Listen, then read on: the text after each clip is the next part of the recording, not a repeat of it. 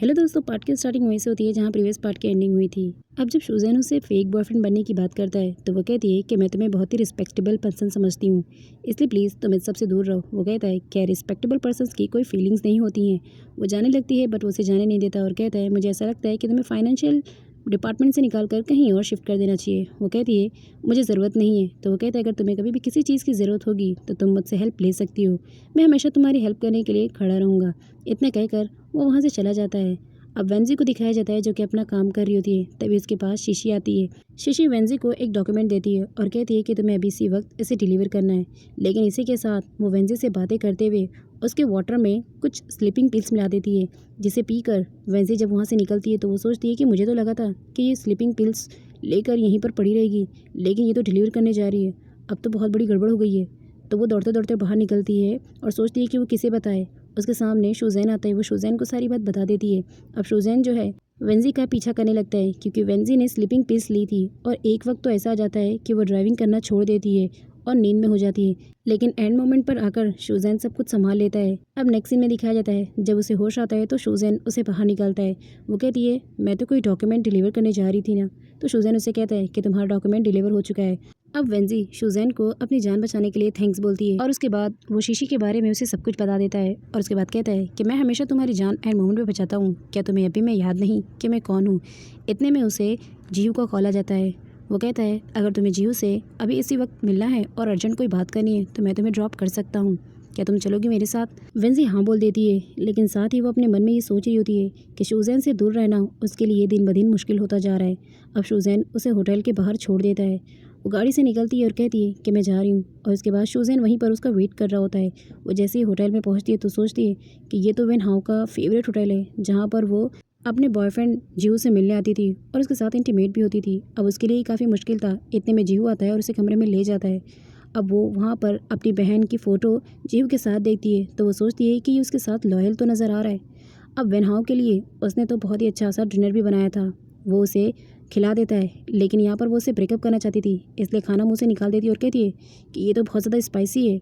अब यहाँ पर जीव कहता है पहले तो तुम्हें बिल्कुल भी स्पाइसी नहीं लगता था मेरे हाथों का खाना, लेकिन आज क्यों लग रहा है। वो कहती है पहले की बात कुछ और थी, क्योंकि अब मेरी मेमोरी लॉस हो चुकी है इसलिए मुझे कुछ भी याद नहीं है और मुझे ऐसा लगता है कि हम दोनों एक दूसरे से बहुत डिफरेंट हैं, इसलिए हमें ब्रेकअप कर लेना चाहिए। तो दूसरी तरफ शुजैन जो है वो अब भी वेनहाउ के लिए वेट कर रहा होता है। अब यहाँ पर वो ब्रेकअप का बहाना मारकर जीहू से दूर भाग रही होती है, लेकिन तभी वहाँ पर शुजैन आ जाता है। अब शुजैन को देखकर वो उसके पास जाती है और कहती है कि तुम मेरे फेक बॉयफ्रेंड बनने का नाटक करो। वो कहता है तुम मुझे 20 मिलियंस भी दोगी ना तभी मैं तुम्हारा फेक बॉयफ्रेंड बनने की एक्टिंग नहीं करूँगा।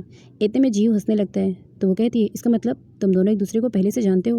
वो कहता है ऑफ कोर्स हम दोनों बहुत ही अच्छे फ्रेंड्स हैं। अब वेंजी के लिए जीहू से पीछे छुड़ाना और भी मुश्किल हो रहा था क्योंकि वो शुजैन का बेस्ट फ्रेंड निकला। अब जब शुजैन उन दोनों को घर ड्रॉप करने जा रहा होता है तो कार में जीहू जो है वो वेंजी से कहता है कि वो उससे ब्रेकअप ना करे। अब जेलसी में आकर शुजैन जो है गाड़ी को तेज से ब्रेक लगाता है तो वेंजी शुजैन से कहती है अगर तुम इस भरी जवानी में मर गए तो उन लाखों लड़कियों का क्या होगा जिनका तुम पर क्रश है, इसलिए ज़रा गाड़ी को आराम से चलाओ। अब जीहू को दिखाया जाता है जो वेनहाउ से ये कहता है कि वो उसके लिए कुछ भी करेगा, इसलिए वो उससे ब्रेकअप ना करे। अब नाइट के सीन में दिखाया जाता है कि जीहू जो है वेनहाउ के गम में खूब ज़्यादा ड्रिंक करता है और कहता है कि पहले उसे मेरे हाथों का खाना बहुत पसंद आता था, लेकिन इस बार वो कह रही है कि उसे मेरे हाथों का खाना बहुत ही स्पाइसी लग रहा है और वो मुझसे ब्रेकअप भी करना चाहती है। इतने में शुजैन को उसकी जासूस का कॉल आता है जो शुजैन को ये बता देता है कि वेंजी और वेनहाउ दोनों ही ट्विंस सिस्टर हैं। अब नेक्स्ट सीन में वेंजी को दिखाया जाता है। वेंजी वेनहाउ और जीहू की फ़ोटो को देख रही होती है। अब क्योंकि वो जीहू से मिल चुकी थी इसलिए वेंजी को लगता था कि वी नाम का पर्सन जो है वो जीहू नहीं हो सकता। तभी उसे एक मैसेज आता है शीशी का। शीशी ये कहती है कि आज वो गोस्ट पार्टी करने वाली है, इसलिए वो उन्हें पार्टिसिपेट करे। अब हमें लियो को दिखाया जाता है जो ऑफिस कोलीग ही होता है और आज वो भूत बनकर सबको डराने वाला था। अब एग्जैक्ट सेम टाइम पर शुजैन भी वहाँ से जा रहा होता है और वो उन लोगों की बातों को सुन लेता है कि ये लोग घोस्ट पार्टी कर रहे हो। अब यहाँ पर शीशी और जो चीची होती हैं उन्होंने प्लान बनाया था कि वो लियो को घोस्ट बनाकर वेंजी को डराएंगी। अब घोस्ट सीधा वेंजी के सर पर जोर से मारता है जिसकी वजह से वेंजी के सर से खून निकलने लगता है। तो शीशी डर जाती है कि हमने तो लियो को बस वेंजी को डराने के लिए कहा था और उसके सर से तो खून निकल रहा है। अब इतने में ही वो लियो को अपने सामने देखती हैं तो कहती हैं अगर तुम यहाँ पर हो तो वो घोस्ट कौन बना है। अब इतने में ही सारे लोग डर जाते हैं कि आखिर लियो यहाँ पर है तो घोस्ट कौन बना है। अब लियो भी बता देता है कि वो कॉस्ट्यूम पहनने से पहले वॉशरूम चला गया था। तो दूसरी तरफ सुजैन को दिखाया जाता है जो लोगों को बातें करते सुनता है कि कैमरे ख़राब हो गए हैं, इसलिए उन्हें पता नहीं चल रहा है कि कहाँ पर क्या हो रहा है। अब उसे वेंजी का ख्याल आता है तो वो सीधा भाग कर वेंजी के पास आता है और ये घोस्ट यहाँ पर कोई भी नहीं होता है बल्कि वेंजी ही होती है जो मिस्टर वी का पता लगाने के लिए इन लोगों का प्लान सुन चुकी होती है और इन्हीं लोगों को वो उल्टा डरा देती है क्योंकि आज उसने दिमाग से काम किया और सारे लोगों को अपनी ही प्लानिंग का शिकार बना दिया। अब जैसे ही लियो वॉशरूम गया था तो वेंजी ने उसका घोस्ट कॉस्ट्यूम पहनकर सबको डरा दिया था। अब जब वेंजी वहाँ से भाग रही होती है तो सुजैन से वो टकरा जाती है। वो सुजैन का मुंह पकड़ लेती है और कहती है प्लीज़ किसी को कुछ मत बताना। अब जैसे ही वो लोग घोस्ट को ढूंढने के लिए आते हैं तो शीशी डोर खोलते हैं तो वहाँ पर वो कहती सॉरी सर, हमें लगा कि यहाँ पर कोई और है। अब सुजैन कुछ नहीं बोलता तो वो लोग चुपचाप वहाँ से चली जाती हैं। वेंजी जो है छुपी होती है। उसके बाद वो जब ऊपर उठती है तो सुजैन उसके करीब में जाता है। अब यहाँ पर वेंजी भी खुद को रोक नहीं पाती है क्योंकि वो भी सुजैन से सच्चा प्यार करती है। अब उसके बाद वो पास्ट में हुई एक्सीडेंट को सोचने लगती है जब सुजैन उसके करीब आया था, लेकिन फिर वो सोचती है कि उसे बच के रहना है। सुजैन बहुत ही चालाक है। इतने में सुजैन कहता है नेक्स्ट टाइम अगर घोस्ट की एक्टिंग करना तो ज़रा अच्छे से, क्योंकि फेक ब्लड अभी भी तुम्हारे नीक पर लगा हुआ है। और उसके बाद वो इतना कह कर वहाँ से चला जाता है। वेंजी को कुछ समझ नहीं आ रहा था।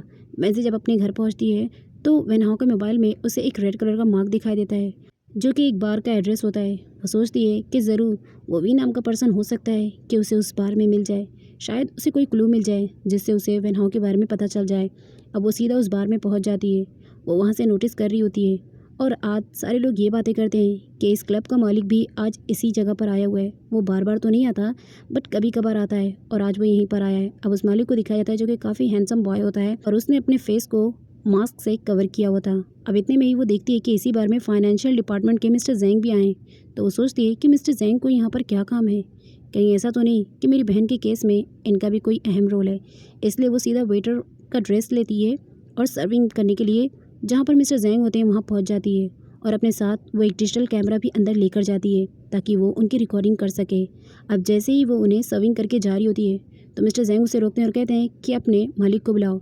अब जब वहाँ पर मैनेजर आता है तो वो मैनेजर से कहता है कि यहाँ पर मेरी बहुत ही महंगी वॉच रखी थी जो कि चोरी हो गई है और उस वक्त ये तीनों सर्वेंट्स थे, इसलिए इनकी चेकिंग की जाए। अब जब मैनेजर उन लोगों की चेकिंग करवाता है तो वेंजी वहाँ से सीधा भाग जाती है क्योंकि उसके पास डिजिटल कैमरा था। अब कस्टमर कहता है उस लड़की को पकड़ो, उसी ने मेरी वॉच ली होगी, इसलिए वो भाग रही है। अब भागते हुए वो ध्यान नहीं देती है और सीधा जाकर इसी बार के मालिक से टकरा जाती है। तो वो उसे बचा लेता है और उसे वॉशरूम में लेकर चला जाता है। वो उसे कहती है थैंक यू सो मच मेरी जान बचाने के लिए, क्योंकि मेरे पीछे गार्ड्स पड़े हुए हैं। अब वो वॉशरूम से निकलने जा रही होती है लेकिन तभी वो उसका डिजिटल कैमरा ले लेता है और सीधा टॉयलेट में डालकर फ्लैश कर देता है। अब वेंजी को गुस्सा आ जाता है और वो सोचती है कि वो एक एक एविडेंस जमा कर रही है अपनी बहन को इंसाफ दिलाने के लिए और इसने उसे टॉयलेट में डालकर इतनी आसानी से फ्लैश कर दिया। अब वो उसे कहती है तुमने ऐसा क्यों किया, क्या तुम्हें मुझसे पूछना नहीं चाहिए था। लेकिन वो हैंडसम बॉय उसकी कोई भी बात का आंसर रिप्लाई नहीं करता और फिर करीब जाकर उसे अपनी तरफ खींचकर उसका गला दबाने लगता है। सो गाइज अब आगे देखना ये है कि ये हैंडसम बॉय आखिर कौन है। कहीं ये वी नाम का बंदा ही तो नहीं है जिसने वेनहाउ को जान से मार दिया है।